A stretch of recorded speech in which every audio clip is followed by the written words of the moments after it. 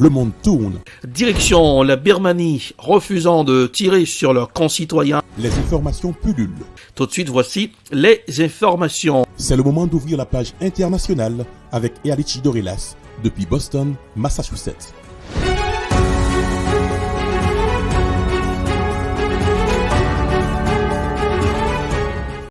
Mesdames, Messieurs, bonsoir. Nous sommes le mardi 2 mai 2023. Bienvenue dans la page internationale au Grand Journal du 14h, premier numéro pour le mois de mai.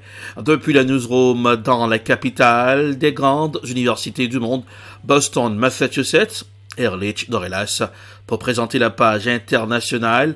À Jacques Mel, c'est la Dream Team, Joannel François, Adassa Etienne, Robans assure les manœuvres techniques. Bonsoir aux auditeurs de la radio évangélique Hosanna 102.3 FM à Jacques Mel.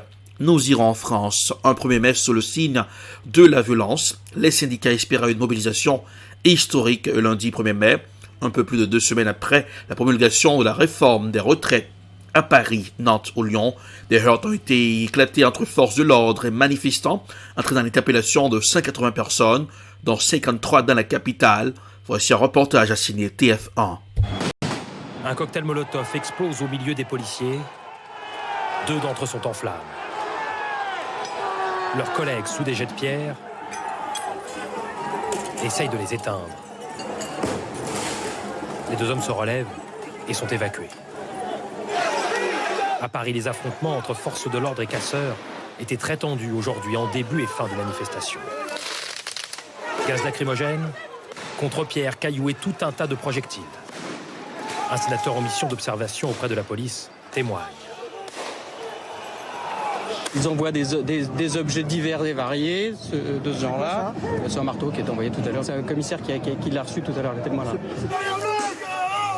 Des casseurs tentent même de se servir de ce char improvisé pour lancer leurs projectiles depuis un abri. Les policiers ne leur en laissent pas l'occasion.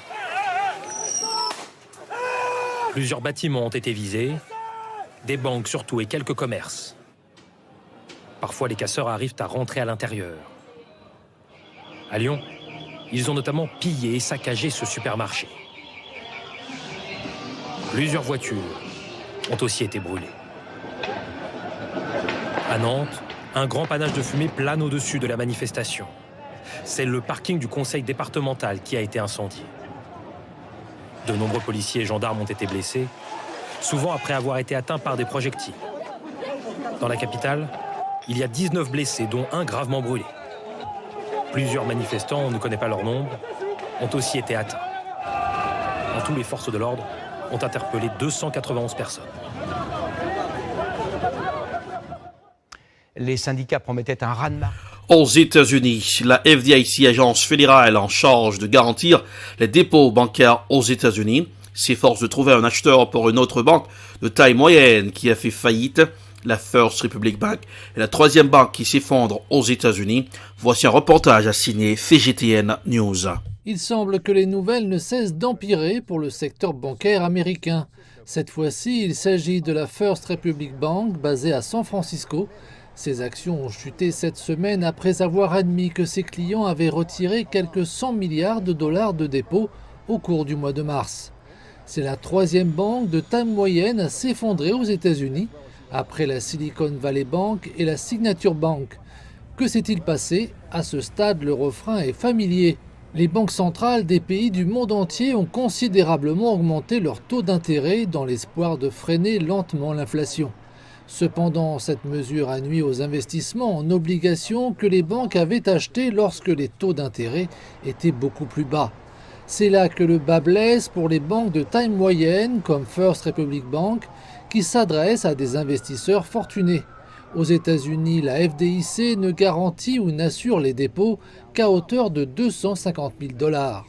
Ainsi, face au risque de perdre une somme importante, les investisseurs ont compris ce qui se passait et ont commencé à retirer leurs liquidités. Cette décision a entraîné le mois dernier une chute de 90% des actions de First Republic Bank. Les États-Unis ne sont pas les seuls à y faire face. Le géant bancaire suisse Credit Suisse a essayé de rester à flot pendant plusieurs années et était prêt à emprunter 54 milliards de dollars pour consolider ses finances. Toutefois, il a depuis été sauvé par UBS. Le gouvernement américain se concerte avec une demi-douzaine de banques parmi les plus puissantes des États-Unis. Il tente de déterminer la valeur de First Republic Bank. Dans le meilleur des cas, il faut trouver un acheteur et vite. Cela signifie que l'une des plus grandes banques va devenir plus grande et avec un peu de chance, les investisseurs et les marchés financiers pourraient être apaisés, au moins pour le moment. Des roquettes ont été tirées mardi matin depuis la bande de Gaza vers Israël, après l'annonce de la mort en détention en Israël de Kader Adnan, un haut responsable du mouvement djihad islamique qui était en grève de la faim depuis plus de 80 jours. Voici un reportage à signer Euronews. La mort d'un dirigeant du djihad islamique en grève de la faim a déclenché une violente réaction à Gaza. Kader Adnan se privait de nourriture dans une prison israélienne depuis sa détention en février. Âgé de 45 ans, il est le premier Palestinien à mourir en grève de la faim dans une prison israélienne. Peu après l'annonce de sa mort, des roquettes ont été tirées depuis la ville de Gaza en direction d'Israël. Le djihad islamique, considéré comme un groupe terroriste par les États-Unis et l'Union européenne, avait mis en garde contre des représailles en cas de décès d'Adnan. Au cours des derniers mois, Israël a mené des frappes aériennes sur Gaza en réponse à des tirs répétés de roquettes. Direction le Soudan, entre crise humanitaire et crise sécuritaire, les habitants de Khartoum ne savent plus où donner de la tête. Voici un reportage à signer Africa News. À Khartoum, des explosions continuent de résonner dans différents quartiers. De violents combats ont encore secoué la capitale du Soudan lundi, malgré l'annonce d'une trêve entre l'armée et les paramilitaires. Selon un bilan encore très sous-évalué, plus de 500 personnes ont été tuées et 5000 autres blessées depuis le 15 avril, date à laquelle 2 généraux ayant pris la commande du pays après un putsch en 2021 ont commencé à se livrer une bataille féroce. Ces affrontements entre l'armée du général Abdel Fattah al-Burhan et les forces de soutien rapide du général Mohamed Hamdan Daglo pourraient pousser à la fuite plus de 800 000 personnes, alerte l'ONU. Le président kenyan appelle à une aide humanitaire d'urgence. De la même manière que nous avons réussi à évacuer des personnes du théâtre de guerre, je pense qu'il y a un moyen d'accéder à cette zone en conflit avec un soutien humanitaire.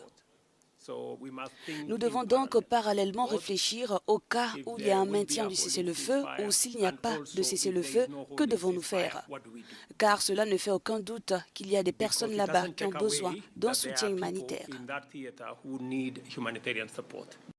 La Ligue arabe, profondément divisée sur le conflit soudanais, a reporté à mardi la suite de ces discussions. Le général al-Burhan a lui accepté la médiation de l'Arabie saoudite. De son côté, l'ONU s'inquiète du non-respect des trêves humanitaires. Aucun des cessez-le-feu n'a été respecté dans son intégralité. Ils ont tous été partiellement respectés et parfois seulement dans certains endroits et pas dans d'autres.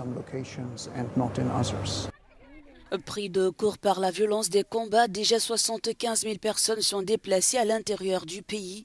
Au moins 20 000 ont fui vers le Tchad et des dizaines de milliers d'autres ont rejoint l'Égypte, la Centrafrique, le Soudan du Sud ou encore l'Éthiopie.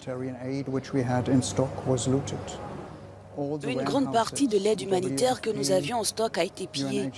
Tous les entrepôts du PAM, du HCR et d'autres Darfour ont été pillés.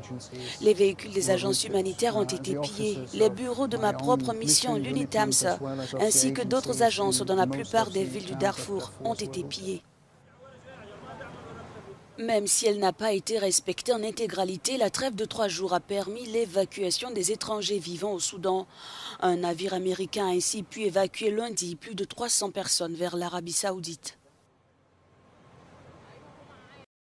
Dans la grande interview sur RT, le journaliste Antoine Clairaut a parlé au vice-président de la Douma, Piotr Stoï. Écoutons un extrait de l'émission. L'Union soviétique à l'époque, c'était énorme. C'était 15 fois plus que la perte des Anglais et des Américains ensemble. Et presque dans chaque famille, dans ce pays, il y a des gens qui sont partis durant cette guerre ou qui faisaient partie de l'armée rouge qui a finalement libéré l'Europe de l'Est et le Berlin. Mais l'idée de cette guerre c'était quand même la libération de la Russie, de l'époque c'était l'Union soviétique, et la possibilité de bâtir notre propre civilisation, notre propre politique, si vous voulez, à l'intérieur et à l'extérieur du pays, librement. Donc la victoire de cette guerre, c'est la garantie de la liberté pour plusieurs générations après, notamment pour moi et pour mes enfants. Donc c'est pour ça qu'en Russie, c'est une journée historique. On nous accuse souvent en Europe que les Russes, ils sont nostalgiques, ils pensent que de cette victoire de 1945, c'est déjà passé, ça fait des décennies qu'on a déjà oublié, les générations ont changé, etc. Pour nous, c'est important justement parce que ça a mis la Russie dans la situation indépendante, dans la prise des décisions les plus importantes de nos pays. Et aujourd'hui, nous sommes presque dans la même situation. Alors justement, comment faire pour perpétuer le souvenir de cette victoire dans le contexte actuel où les propos russophobes sont légion et où ils se font de moins en moins discrets? Écoutez, on ne peut pas forcer quelqu'un de respecter les victoires qui ont lieu il y a 70 ans. On peut juste comprendre que pour la Russie, de temps en temps, que l'histoire se répète par le spirale, comme disent des philosophes, mais que pour la Russie, de temps en temps, il est indispensable de prouver par la force sa volonté de vivre en indépendance et en sécurité. Et cette fois-ci, on est dans la situation qui ressemble beaucoup à la situation de 1941. Mais j'en suis sûr et certain que ça va se terminer aussi par la victoire, malgré tous les vagues de russophobie qui aujourd'hui passe à travers le continent. Et voilà, c'est ainsi que s'achève la page internationale pour ce aujourd'hui. Merci de l'avoir suivi. La production est signée de Prod, réalisation Télébeltor pour le compte de la radio évangélique Hosanna 102.3 FM à Jacmel. Pour présenter la page internationale, Erlich Dorelas, puis Boston, la capitale, les grandes universités du monde. Coup d'œil sur la météo pour ce aujourd'hui à Boston, 60 degrés Fahrenheit, 16 degrés Celsius. Jacmel, 90 degrés Fahrenheit, 32 degrés Celsius. Bonsoir Joannel, bonsoir Adassa Etienne, bonsoir Rubans, bonsoir aux auditeurs de la radio évangélique Hosanna 102.3 FM à Jacmel. Passez un excellent mardi, bonsoir, à demain. C'était la page internationale avec Erlich Dorelas.